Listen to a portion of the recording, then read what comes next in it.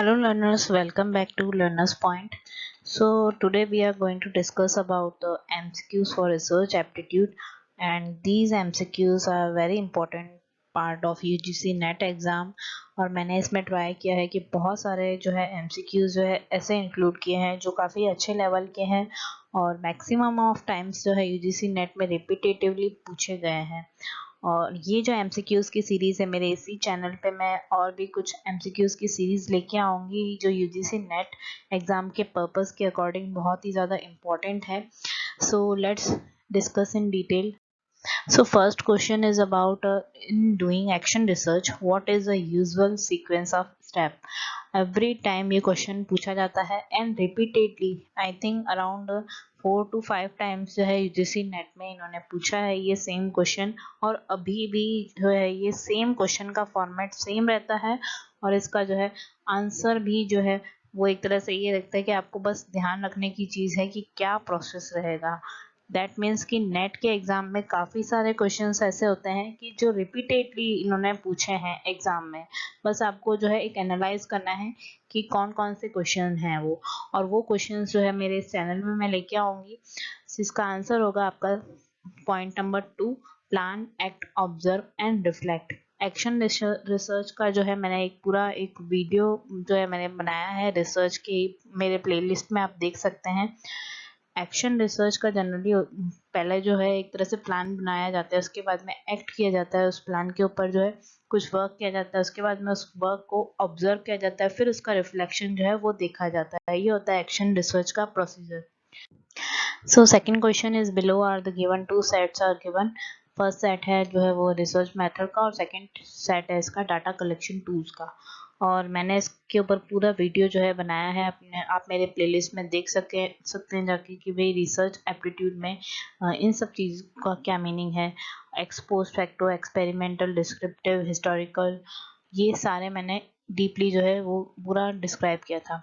उसके बाद में इन्होंने पूछा है कि इनको मैच करना है, और इस क्वेश्चन को करने का एक लॉजिकली एक तरह से मेथड होता है कि अगर आपने अगर एक्सपेरिमेंटल मेथड है तो उसका क्या हो सकता है, एक तरह से किस तरह के जो है वो किस फॉर्मेट में जो है वो आएगा। एक्सपोज फैक्टो है तो इसमें क्या कौन सा मेथड जो है वो यूज़ कर सकते हैं। उसके बाद में है डिस्क्रिप्टिव सर्वे। डिस्क्रिप्टिव सर्वे में क्या हो सकता है, हिस्टोरिकल मेथड, दैट मीन्स कि इसमें क्या यूज़ होगा। अब एक तरह से कैलकुलेट करें तो फिर हिस्टोरिकल मीनिंग का हो जाता है कि मतलब आपने कुछ डाटा जो है पहले का ही लिया है और उसके ऊपर जो है वो अप्लाई किया है। तो ये जो डाटा पहले का ही लिया हुआ होता है तो वो आता है आपका सेकेंडरी सोर्सेज या प्राइमरी सोर्सेज के थ्रू। तो आपका हिस्टोरिकल मेथड के लिए तो आंसर हो जाएगा फर्स्ट। अब देखो फर्स्ट जो है आपके डी वाली सीरीज में दो तरह के दिए हुए हैं फर्स्ट, तो दैट मीन्स कि आपका आंसर जो है वो होगा इन दोनों में से कोई एक, सेकंड और फोर्थ में से। तो फर्स्ट तो ये हो गया। उसके बाद में ये चलते हैं अपन एक्सपेरिमेंट। अगर आपको इन तीनों में से कोई भी अगर आता है तो दैट मीन्स कि श्योरिटी के साथ कोई आता है तो वो आपका आंसर हो जाएगा।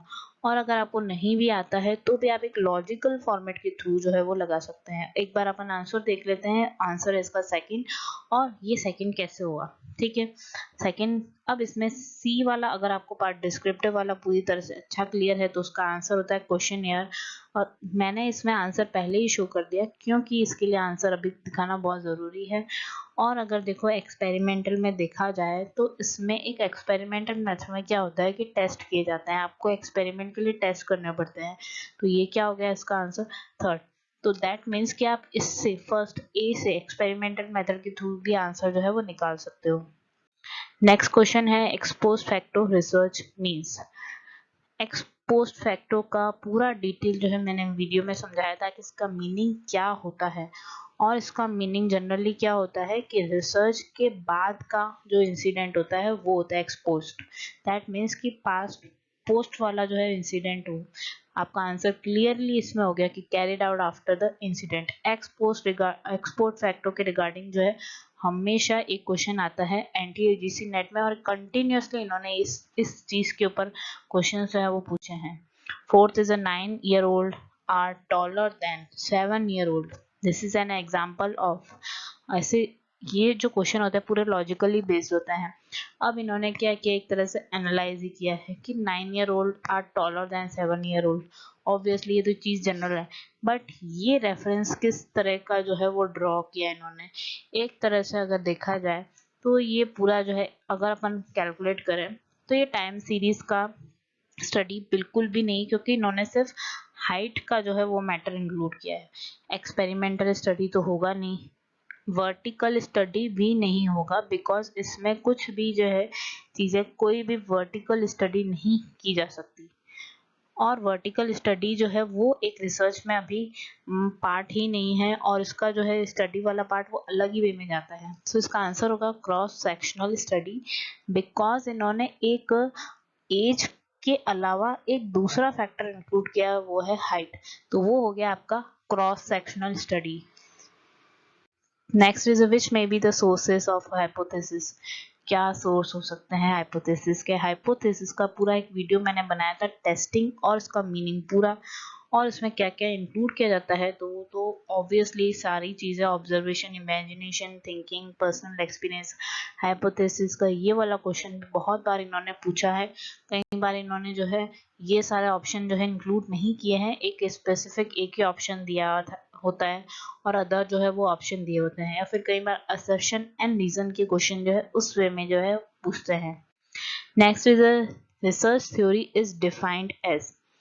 रिसर्च थ्योरी ये है जनरल मीनिंग की डेफिनेशन, दैट मीन्स कि मीनिंग से इन्होंने डायरेक्ट क्वेश्चन पूछा है। मैंने ये चीज़ कई बार मैंने क्लैरिफाई भी किया है कि रिसर्च का मीनिंग अगर आपको पूरी तरह से क्लियर है, दैट मीन्स कि उसका एक क्वेश्चन आपका प्रिपेयर हो जाएगा।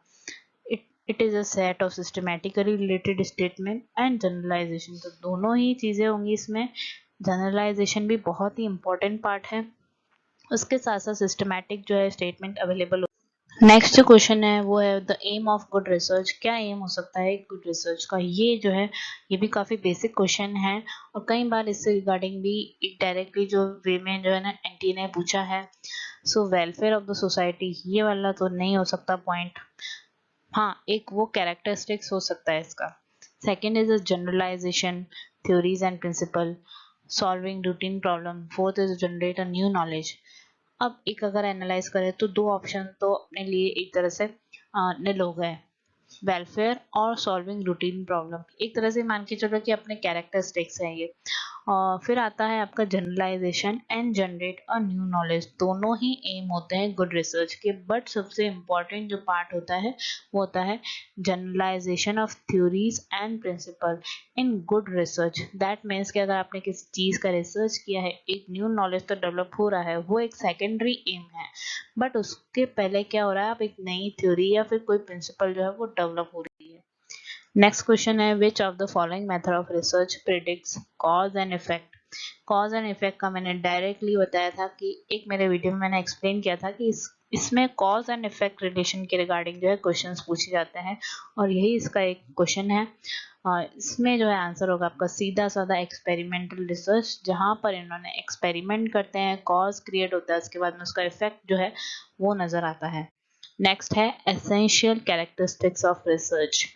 कैरेक्टरिस्टिक्स जो है रिसर्च की वो काफ़ी इम्पोर्टेंट पार्ट होती है। एक तरह से मान के चलें कि कई बार ऐसा होता है कि सेम ऑप्शंस होते हैं, लाइक वो भी कैरेक्टरिस्टिक्स ही होते हैं, बट उसमें से फाइंड आउट करना होता है कि कौन सा बेस्ट है।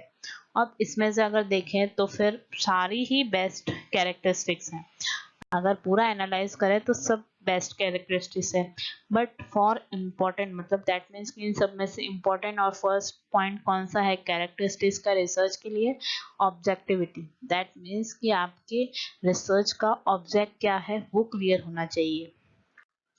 10th है, लास्ट क्वेश्चन है ये, थिंग्स और objects which can be measured.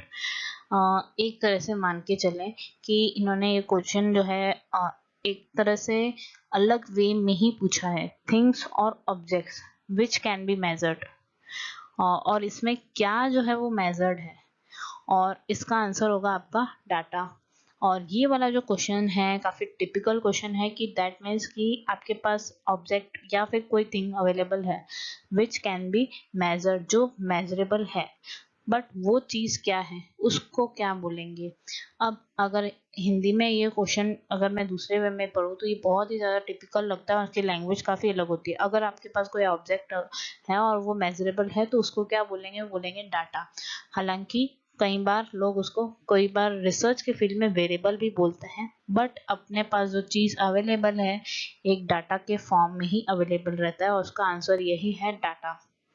और इसी तरह से मैं कुछ और भी एमसीक्यूज लेके आऊंगी जो काफ़ी अच्छे लेवल के एमसीक्यूज है रिसर्च की फील्ड में। सो कनेक्टेड रहिए मेरे इस चैनल के through. Thank you for watching this video.